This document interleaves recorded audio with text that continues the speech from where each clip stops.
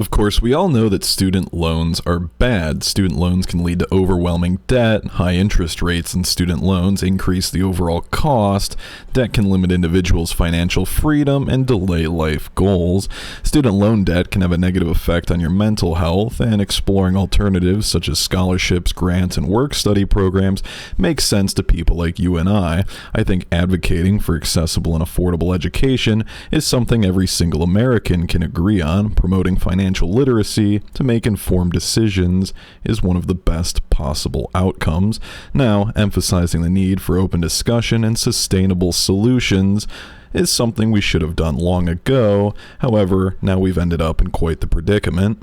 Now, we're talking about student loans in regards to the economy. The great student loan non-payment boondoggle is over, and household spending is about to collapse. Now, the great student loan boondoggle is about to come to a screeching halt after a 3-year emergency pause, which directed tens of billions of dollars away from mandatory student loan repayment to other forms of discretionary spending. In case you've been wondering what's artificially propping up the economy, this is a situation I've been monitoring pretty close. Now, the Fiscal Responsibility Act prohibits the Biden administration from extending the pause on student loan repayments in place since March 2020, even if it does not block the administration's loan forgiveness plan, which would wipe out up to $20,000 in federal loans per borrower, and is currently being weighed by the Supreme Court, which was a plan announced last year, but has, of course, not yet been implemented. Now, Biden extended the repayment pause, which postpones roughly $5 billion per month in student loan repayments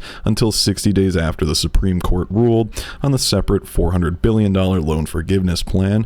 I just like to make a quick comment on that. If we're going to be sending billions and billions and billions of dollars to Ukraine, honestly, I'm pretty sure every reasonable person would much rather that money goes towards our students, no? To make things even worse, the disastrous debt limit agreement, which the debt ceiling is being expanded as we speak, prohibits further extension of the payment pause.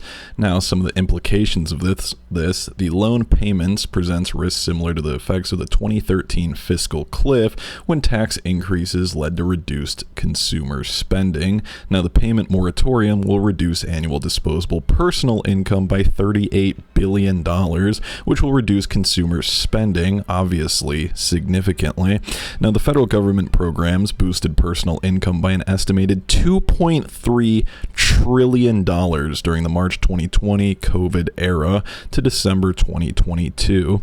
Now, one of the biggest COVID-related stimulus programs was not factored into the numbers: student loan forbearance. Now, student loans represent a whopping 7% of U.S. GDP, according to FreightWaves. Putting these numbers in context, 64% of the $1.7 trillion in student loan debt have been in forbearance for the past 3 years. That's $1.1 trillion that hasn't been paid out.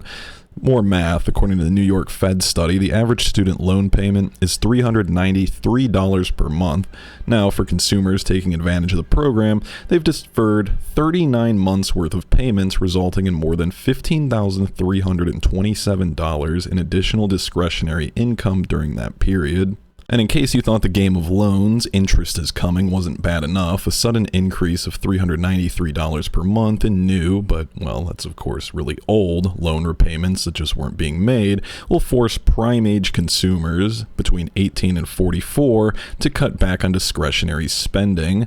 Now, the problem, the bigger impact on services demand and spending, which, as discussed previously, has been the only pillar supporting the U.S. economy. As we know, everything is going down the tubes and more companies are laying off by the day. Case in point, Exhibit A, Goldman slumps to 2-month lows amid collapse in trading revenue, more job cuts coming. I wasn't sure they could possibly find anyone else to lay off, but oh, they sure are.